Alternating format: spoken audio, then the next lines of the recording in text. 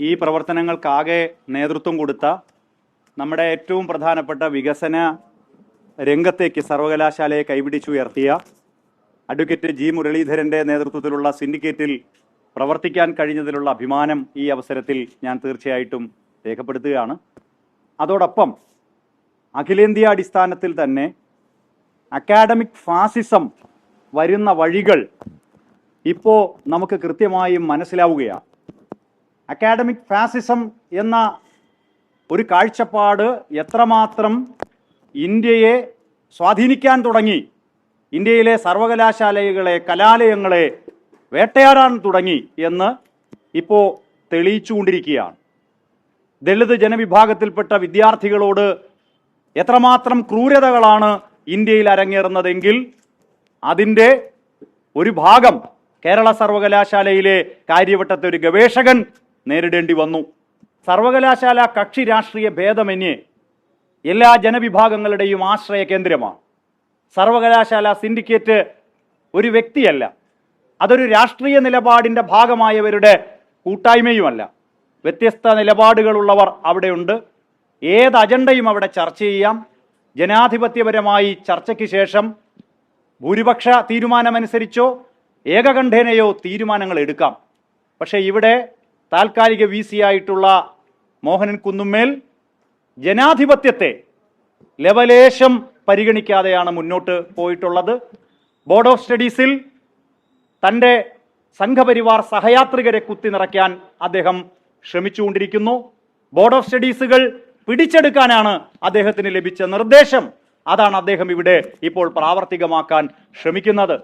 സർവകലാശാലയുടെ അഡ്മിനിസ്ട്രേറ്റീവ് ഹെഡായ രജിസ്ട്രാറെ ഏകപക്ഷീയമായി പുറത്താക്കിയ സാഹചര്യം ഇവിടെ ഉണ്ടായി. അതോടൊപ്പം സർവകലാശാല യൂണിയന്റെ പ്രവർത്തനത്തെ തകർക്കാൻ വൈസ് ചാൻസലർ നേതൃത്വം കൊടുക്കാൻ ശ്രമിക്കുകയുണ്ടായി. അതോടൊപ്പം അയോഗ്യരെ സർവകലാശാല സെനറ്റിലേക്ക് നോമിനേഷൻ വഴി കുത്തി നിറയ്ക്കാൻ ശ്രമിച്ച സാഹചര്യം ഉണ്ടായി. ഏറ്റവും ഒടുവിൽ സ്റ്റാൻഡിംഗ് കൗൺസിലിനെ ഏകപക്ഷീയമായി പുറത്താക്കാൻ തീരുമാനിക്കുകയുണ്ടായി.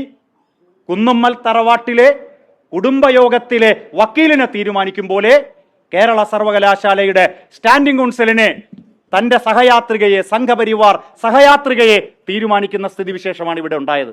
തീർച്ചയായും ഞങ്ങളുടെ പോരാട്ടം ഇവിടെ വിശദീകരിച്ചു, ഞാൻ ദീർഘിപ്പിക്കുന്നില്ല.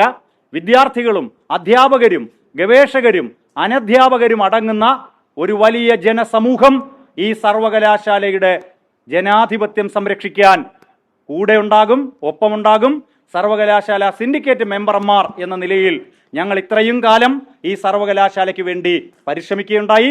കേരളത്തിന്റെ മുഖ്യമന്ത്രിയായിരുന്ന സഖാവ് പിണറായി വിജയനും ഉന്നത വിദ്യാഭ്യാസ വകുപ്പ് മന്ത്രിയായിരുന്ന പ്രൊഫസർ ബിന്ദു ടീച്ചറും അടക്കമുള്ളവർ, കേരളത്തിലെ ഇടതുപക്ഷ ജനാധിപത്യ മുന്നണി ഗവൺമെന്റ് സർവകലാശാല സിൻഡിക്കേറ്റിന്, സർവകലാശാല സമൂഹത്തിന് അകമഴിഞ്ഞ പിന്തുണ നൽകുകയുണ്ടായി.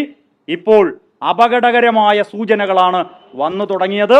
വിദ്യാഭ്യാസ രംഗത്തെ കാവ്യവൽക്കരിക്കാൻ സംഘപരിവാറിന്റെ നിർദ്ദേശം താൽക്കാലിക വി സിമാർ നടപ്പിലാക്കുമ്പോൾ ബഹുമാനപ്പെട്ട ഇന്നത്തെ മുഖ്യമന്ത്രി വി ഡി സതീശനും ഉന്നത വിദ്യാഭ്യാസ വകുപ്പ് മന്ത്രി റോജി എം ജോണും എവിടെയാണ്, എന്ത് ചെയ്യുകയാണ് എന്ന ചോദ്യം തീർച്ചയായും ഈ സമൂഹത്തിന് മുന്നിൽ ഉയരും എന്ന് മാത്രം സൂചിപ്പിച്ചുകൊണ്ട് ഈ പോരാട്ടത്തെ പിന്തുണച്ച എല്ലാവർക്കും അഭിവാദ്യങ്ങളും ഞങ്ങൾ നേരുകയാണ്.